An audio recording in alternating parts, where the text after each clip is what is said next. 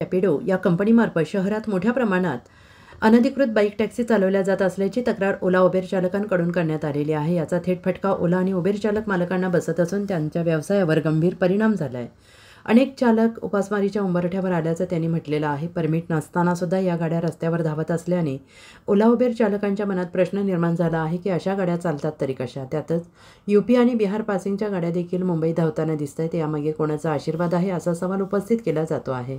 काही प्रवासी स्वस्त पर्याय मिळावा म्हणून टू व्हीलर टॅक्सीने प्रवास करतात, मात्र या दरम्यान त्यांचा जीव धोक्यात घालण्याची शक्यता वाढते असा इशारा चालक संघटनांनी दिलेला आहे। समर्थ गावकरी न्यूज नेटवर्कसाठी प्रतिनिधी विष्णुपुरे। तर आपल्यासोबत आकाश भाऊ आहेत, हे पार्ट टाइम आपलं कुठे जॉब करून पार्ट टाइम गाडी चालवतात। आपण त्यांना विचारूया हे रॅपिडो जे कंपनी आहे ते कुठे त्यांनी लॉग इन केली, कुठे ऑफिस आहे, काय आहे साहेब? हे आता तुम्ही रॅपिडोमध्ये गाडी चालवता, याचं ऑफिस कुठे बघितलं का? कुठला तुमचा तो रॅपिडोचा सदस्य येऊन गाडी लॉग इन केली? सर याचं काय ऑफिस वगैरे काही नाही आहे। मी ॲप्लिकेशनवरती फेसबुकवरती बघितलं होतं, त्याच्यामध्ये नंतर त्याच्यामध्ये लॉग इन वगैरे केलं आणि चालू केलं आणि त्याच्यावरतीच राईड मारतोय। नाही, आता हे सगळे ओला बांधव आहेत, ओला उबेर चालक मालक आहेत, त्यांनी काय समजावलं, काय ताकीद दिली? नाही, त्यांनी तर व्यवस्थित समजून सांगितलं। आता ते 8-8 लाखाच्या गाड्या घेऊन वापरतायत, आम्ही इथं 1 लाखाची गाडी घेऊन वापरतो, आम्ही त्यांच्याशी जास्त धंदा करतो, त्यांचं पण चुकीचं आहे ना। शेवटी आम्हाला पण इन्शुरन्स नाही, मागं कस्टमरला इन्शुरन्स नाही। उद्या एखादी लेडीज बसली मागं, धक्का बिक्का लागला चुकून, परत ती कंप्लेंट आमच्यावरच करणार आहे। परत कंपनी सरळ सांगते की तुमच्यावर आम्ही ॲक्शन घेत नाहीत, आम्हाला तुम्हाला ओळखत नाही तुम्ही। शेवटी आम्हाला पोलीस स्टेशनला जायला लागलं, 10,000 रुपयाचा दंड बसला गाड्यावरती, तर आमच्यासारखा गरीब माणूस काय करेल मला सांगा ना। नाही, आता तुम्हाला जसं थांबवलं असे खूप लोकांना थांबवलं, काही लोक तक्रारी करतात खोट्या की हे लोक हरिरावी करतात, आई बहिणीवर शिवीगाळ करतात, असं तुमच्यासोबत काय व्यवहार झाला? नाही सर, प्रत्येकाने त्या दादानी व्यवस्थित समजून सांगितलं, त्यांनी काही चुकीचं सांगितलं नाही मला, त्यांनी काळजीपूर्वक सगळं समजून सांगितलंय। उद्या माझं पण नुकसान झालं तर माझ्या पण घरची, माझ्या बायका पण उपाशी पडतील ना या गोष्टीमुळे। आज ते पण 5-5, 10-10 लाखाच्या गाड्या घेऊन फिरतायत, त्यांचं पण काहीतरी असेल, त्यांच्या पण घरी आहेत ना, प्रत्येकाचं आई बापाचं पोट आहे, प्रत्येकाला पोट आहे, असं चालत नाही ना। आता शेवटचा प्रश्न, आता तुमचे मित्र असतील किंवा असेच बांधव ऑफिसमधून पार्ट टाइम करतात, 100-200 कमावण्यासाठी, हे लालच बुरी बल आहे असं बोलतात, पण याच्यामध्ये खूप धोकादायक काम आहे, तर काय सांगाल दुसऱ्या लोकांना जे 2 पैशासाठी आपण चला गाडी चालू म्हणून? माझ्या प्रत्येक रॅपिडो मित्राला एकच आता शेवटची विनंती आहे, हे सगळं बंद करा, कारण ह्याला जर लिगल काय प्रोसेसच नाही यायची तर उद्या आपला ॲक्सिडेंट झाला किंवा मागच्या कस्टमरचा ॲक्सिडेंट झाला किंवा उद्या आपली गाडी पकडली, RTOने जर जमा केली तर ते 10,000 रुपये दंड तर वेगळाच, आपली मला वाटतं वर्षाची पण इन्कम तेवढी नाही आहे जर पार्ट टाईमसाठी करायला गेलं। माझं प्रत्येक रॅपिडो मित्राला एकच विनंती आहे, बंद करून टाका रॅपिडो, काही टेन्शन नाही। आपल्या बाकी स्विगी आहेत, झोमॅटो आहेत, ते ॲप्लिकेशन वापरा, काही हरकत नाही आहे। पॅसेंजरची कोणतीही टू व्हीलरची ॲप्लिकेशन तुम्ही वापरू नका, माझी नम्र आणि कळकळीची तुम्हाला विनंती प्रत्येक रॅपिडो मित्राला। नाही, आता तुम्ही हे समस्या ऐकून घेतल्या, आता तुम्हाला माहिती नव्हतं आतापर्यंत नक्की काय आहे रॅपिडोमध्ये, काय होतं, काय झालं, तर आता तुम्ही निर्णय काय घेतलाय? मी आता निर्णय घेतला की याच्यापुढे रॅपिडो मारत आहे, पॅसेंजर ॲप वापरायचीच नाही आहे, कारण त्यामध्ये लेडीज बसतायत ना, आहेत ना, कमर्शियल व्हेकल आहेत ना, तुम्ही बसा ना गाडीमध्ये, तुम्ही व्यवस्थित बसता, कधी ब्रेक मागं पुढे होतो, तुम्ही येतात टांगलटाच होता, त्याच्यात तुम्ही कार एवढ्या दिलेत, तुम्हाला रिक्षा आहेत त्या वापरा तुम्ही।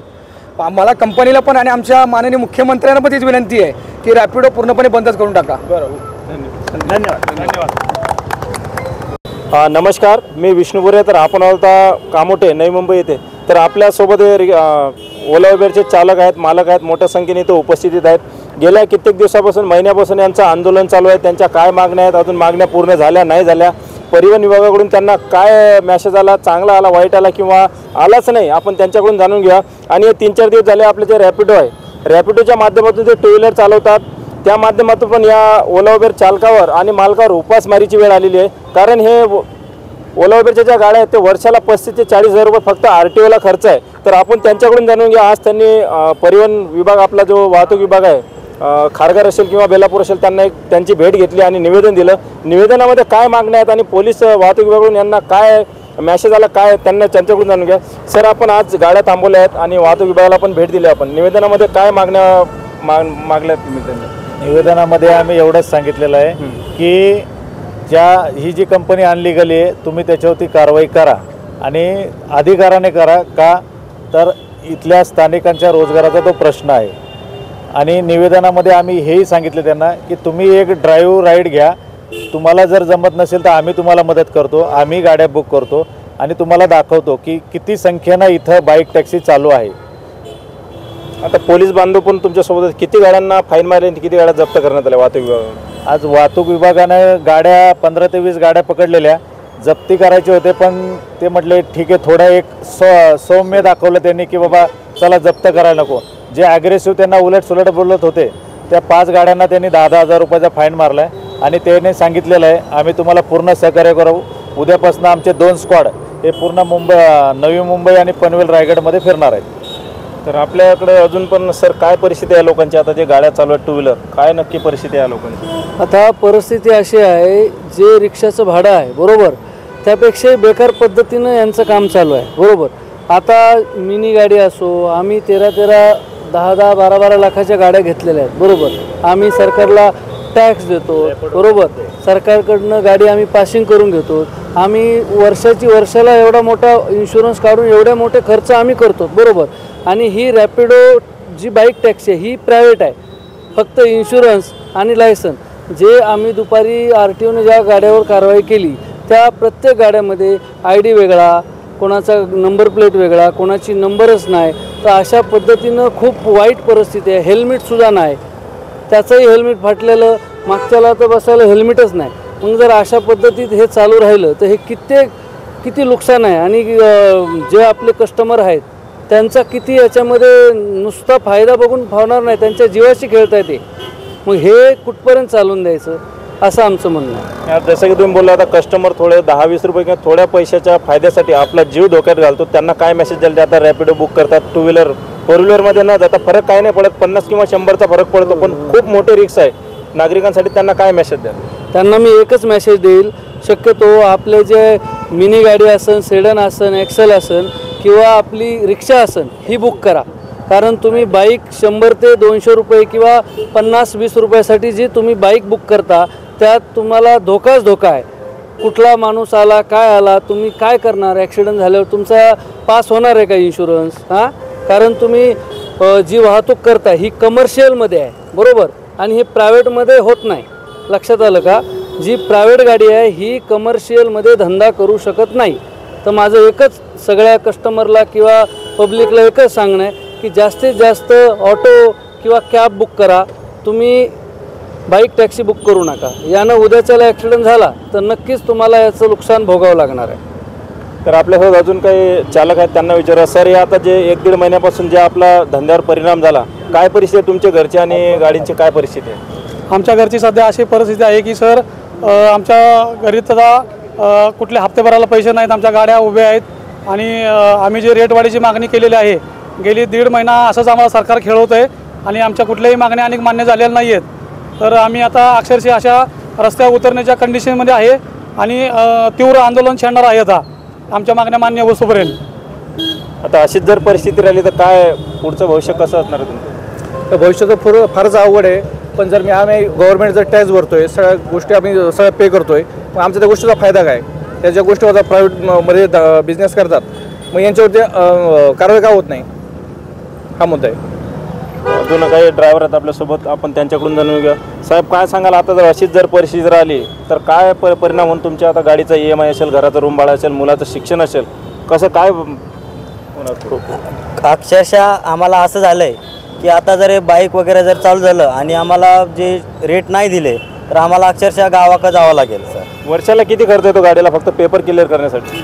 एक 70-80 हजार रुपये खर्च येतो आणि एक्स्ट्रा जो आमचा एक्स्ट्रा खर्च आहे, जर राऊंड फिगर जर धरलं तर तो वर्षाचा खर्च भरपूर आहे आणि त्याच्यामधून जर आमचं जर नाही भागलं तर मग आम्हाला गावाकडे जायला याशिवाय पर्याय नाही आहे. त्यासाठी तुम्ही प्लीज काहीतरी करू शकता का? जे परिवहन मंत्री असतील, परिवहन विभाग असेल, त्यांना काय सांगाल आपल्या माध्यमातून? मग तेच म्हणतोय सर, तर परिवहन महामंडळाने आमच्यासाठी काहीतरी करायला हवं आहे. Okay sir. तर बघू शकता, हे आहेत आपल्या ओला उबेर चालक असतील, मालक असतील, यांच्या व्यथा जाणून घेतल्या आपण. खूप बिकट परिस्थिती आहे, जशी शेतकऱ्याची परिस्थिती आहे तशीच या लोकांना आता वेळ आलेली आहे. कारण ज्या बाईक आता कार्यरत झालेल्या आहेत त्याच्यामुळे यांच्या बिझनेसवर खूप मोठा परिणाम झाला. आता सकाळी जर यांनी लॉग इन केली तर लगेच बुकिंग यायची तुम्हाला, पण आता अशी परिस्थिती झाली, तासनतास 2-2, 3-3 ॲप आहेत त्यांच्याकडे, तरी पण बुकिंग येत नाही आणि तसंच त्यांना तात्काळच बसावं लागतं. कारण घरून सकाळी लवकर निघतो माणूस, कोण 4 वाजता लॉग इन करतं, कोण 5 वाजता. कधी कधी आंघोळ किंवा ज्या नाश्ता वगैरे न करतात ते लोक लॉग इन करतात, किंवा जाऊ द्या आपण सकाळी लवकर गेलं तर 2 पैसे आपल्याला जास्त, पण त्याला 10-12 वाजले तरी बुकिंग येत नाही. संध्याकाळी तो रात्री घरी यायचा वेळ नाही, रात्री 12-1 वाजता येतात. मुलं विचारतात पप्पा किती वाजता येतात, पप्पा सांगणार काय, त्याला बुकिंगच नाही, कुठल्या तोंडाने तो घरी जाणार. त्याच्यामुळे त्याच्यावर खूप मोठं संकट पडलेलं आहे. रूम भाडं कसं भरणार, गाडीचा EMI कसा भरणार, पेपर कसे क्लिअर करणार आणि मुलाचं शिक्षण कसं करणार. तर माझी सर्व नागरिकांना विनंती आहे, जे ओला उबेरच्या गाड्या बुक करतात त्यांना माझी कडकडीची विनंती आहे, जनतेची विनंती आहे की कृपया करून तुमच्या 10-20 रुपयासाठी ते टू व्हीलर बुक करू नका. बाय चान्स सुदैवाने ॲक्सिडेंट होऊ नये, पण झाला तर तुमचं खूप मोठं नुकसान होणार आहे. तुम्हाला 1 रुपया भेटणार नाही, कारण हे लोक दरवर्षी इन्शुरन्स काढतात. ड्रायव्हरचा इन्शुरन्स कमी असेल, पण पॅसेंजरचा इन्शुरन्स कमीत कमी 2 ते 4 लाख रुपयापर्यंत ते इन्शुरन्स काढतात. तर कृपया करून 10-20 रुपयाकडे बघू नका, हे गाड्या बुक करा आणि रात्री बेरात्री ही गाडी सुखरूप पोहोचते. कारण ड्रायव्हरचे 2 ID असतात, एक गावाकडचा आणि एक इथला. ड्रायव्हरने तुमच्यासोबत थोडे काही केलं तर तो ड्रायव्हर पकडला जातो आणि तुम्हाला न्याय तिथं मिळतो. पण टू व्हीलरवर रात्री महाराष्ट्राचे सर्वमान्य दैनिक समर्थ गावकरी अहमदनगर, पुणे, नाशिक, जळगाव, धुळे, नंदुरबार, सोलापूर, कोल्हापूर, सांगली, सातारा, मुंबई, ठाणे, पालघर, रत्नागिरी, रायगड, सिंधुदुर्ग, नांदेड, उस्मानाबाद, बीड, औरंगाबाद, नागपूर, गडचिरोली, भंडारा, गोंदिया, अकोला, यवतमाळ, बुलढाणा येथून एकाच वेळी प्रसिद्ध होणारे एकमेव दैनिक, सर्वसामान्य जनतेचे खुले व्यासपीठ. संपादक आहेत विश्वासराव आरोटे. मोबाईल नंबर आहे 9423 38 85 08. दुसरा मोबाईल नंबर 9423 46 72 72. तिसरा मोबाईल नंबर 75 88 15 0001. वेबसाईट आहे sgavkari.com.